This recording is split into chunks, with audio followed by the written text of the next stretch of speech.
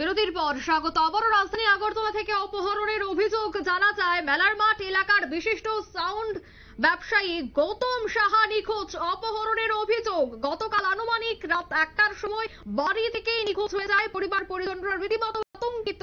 Police তদন্ত শুরু করেছে, কিন্তু কিভাবে নিখোঁজ যদিও অপহরণের অভিযোগ কিন্তু উঠে আসছে। বিস্তারিত জানবো, টেলিফোন লাইনে যুক্ত হয়ে গেছে চিত্র সাংবাদিক জাকির হোসেন। জাকির, এই মুহূর্তে ঠিক কি জানতে পারছো? দেখো, পুজোর ঠিক আগ মুহূর্তে একটা রাজধানীর বুকে একটা আরো ভয়ানক একটা ঘটনা ঘটে গেছে। রাজ্যের বিশিষ্ট পরিচিত মুখ গৌতম সাহা, যিনি সাউন্ড ব্যবসায়ীদের মধ্যে একজন প্রতিষ্ঠিত নাম গৌতম সাহার, মেলার মাঠ এলাকায় ওনার বাড়ি, একদম শহরের রাস্তায় পাশেই ওনার বাড়ি। ওনার এমনটাই পরিচিতি যে কেউ ওনার এক টানে ওনাকে চিনতে পারে।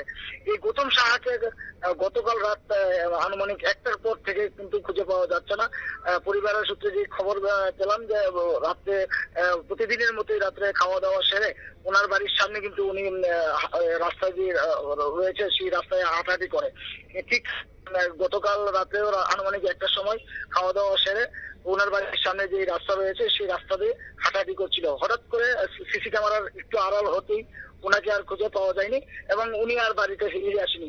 যদিও পরিবারের লোকরা মনে করেছিল যে হয়তোবা কোনো বন্ধু বান্ধবের বাড়িতে গেছেন বা কিছুক্ষণ পরে বাড়ি চলে আসবে, কিন্তু যখন রাত পেরিয়ে সকাল হয়ে গেল তারপরেও কিন্তু সেই গৌতম সাহার বাড়িতে ফিরে আসেনি।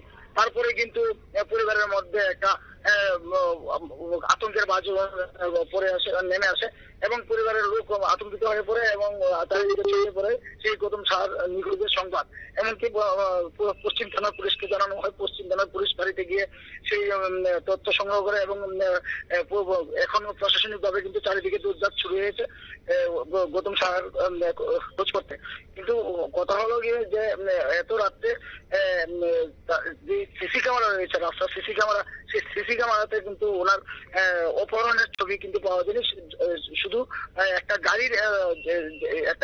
গাড়িকে যাওয়ার সময় পরিবারের লোক সিসি ক্যামেরাতে দেখতে পায়, কিন্তু সেই গাড়িতে কি আদৌ গৌতম সাহা ছিল কিনা সেটাই কিন্তু এখন আশঙ্কাজনক ভাবে তারা চিন্তা করছে।